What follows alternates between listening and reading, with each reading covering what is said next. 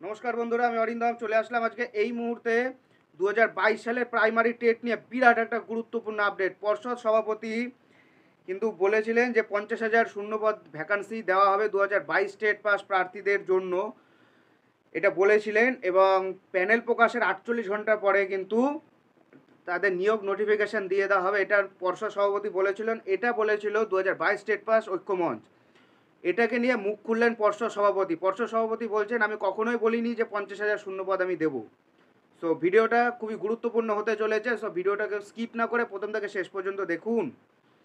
এবং এই ধরনের ভিডিও আরও পেতে হলে আমাদের চ্যানেলটাকে সাবস্ক্রাইব করবেন এবং আমাদের ফেসবুক অফিসিয়াল গ্রুপে জয়েন হয়ে যাবে, যার লিঙ্ক ডেসক্রিপশন বক্সে দেওয়া আছে।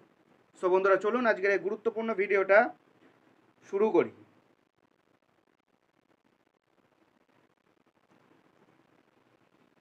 অবিলম্বে ইন্টারভিউ প্রক্রিয়া শুরু করার দাবিতে কলকাতা রাজপথে নামল গত পরশুদিন প্রাথমিক শিক্ষক হতে ইচ্ছুক চাকরি প্রার্থীরা।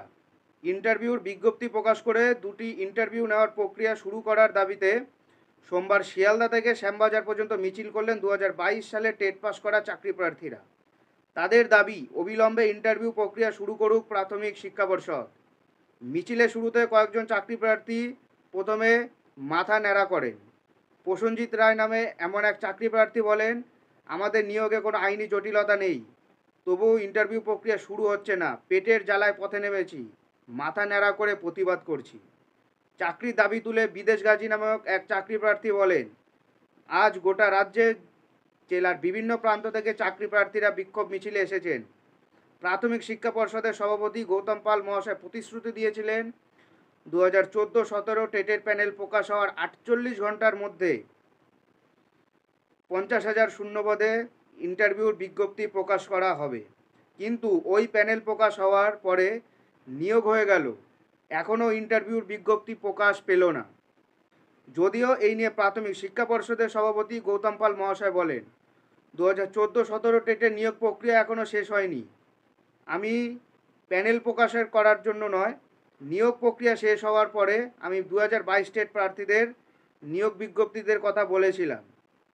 50,000 শূন্যপদের কোনো প্রতিশ্রুতি আমি দেইনি। সরকার আমাকে যে শূন্যপদটা দেবে আমি সেই শূন্যপদটাই আমি দিয়ে দেবো। এইবার একটা কথা বলে দিই, ভোটের আগে আর সম্ভব নয়।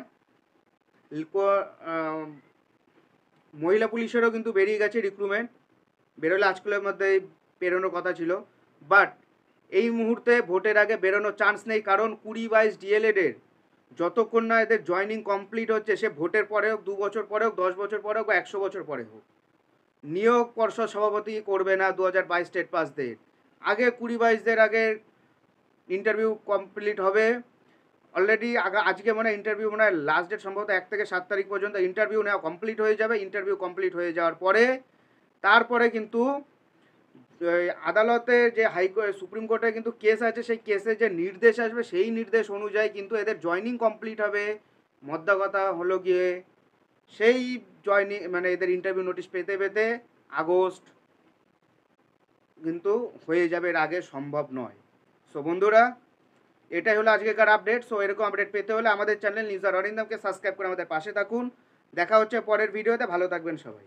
নমস্কার, জয় হিন্দ, বন্দে মাতরম।